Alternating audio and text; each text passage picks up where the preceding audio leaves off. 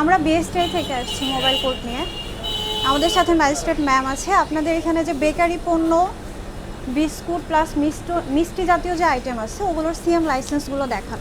এগুলো আমাদের আসছিল, আমরা আমার ট্রেড লাইসেন্স করতে দিচ্ছি, আমার ট্রেড লাইসেন্সটা এর জন্য বন্ধ রাখছে।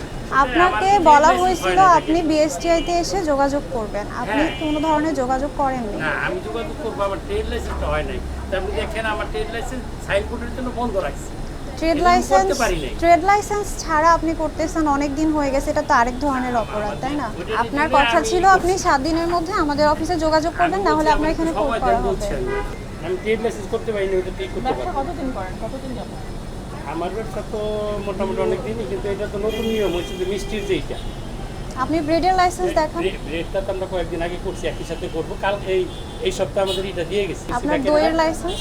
হ্যাঁ, দই লাইসেন্স তো দিন দেখাইলাম, আপনার আছে। বের করেন, দেখাতে পারেন। ওই দিন হচ্ছে এটা দেখাতে পারেন, দই একটা আছে।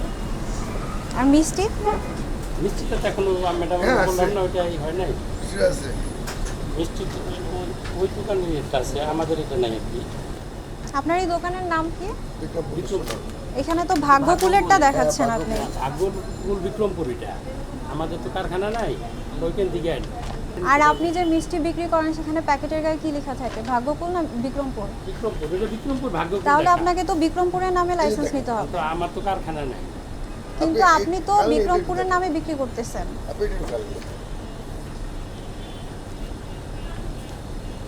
আপনি বিক্রমপুর মিষ্টান্ন ভান্ডার লিখে বিক্রি করতেছেন, তাহলে এই নামে আপনাকে লাইসেন্স থাকতে হবে। আপনাদের প্রোডাকশন সাইট কোনটা? হ্যাঁ, ব্রেড কোথায় বানান? ব্রেড এইখানে। এই ডাস্টবিনের পাশেই খাবার রাখছেন।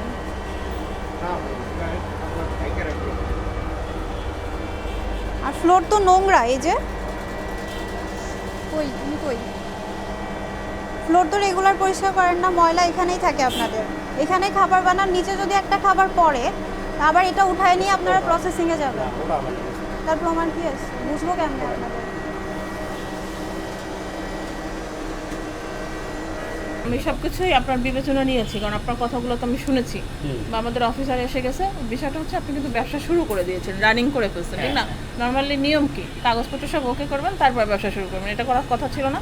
তো ঠিক আছে, আপনার বিষয়গুলো সব কিছু আমলে নিয়ে আপনাকে 20,000 টাকা জরিমানা করছি।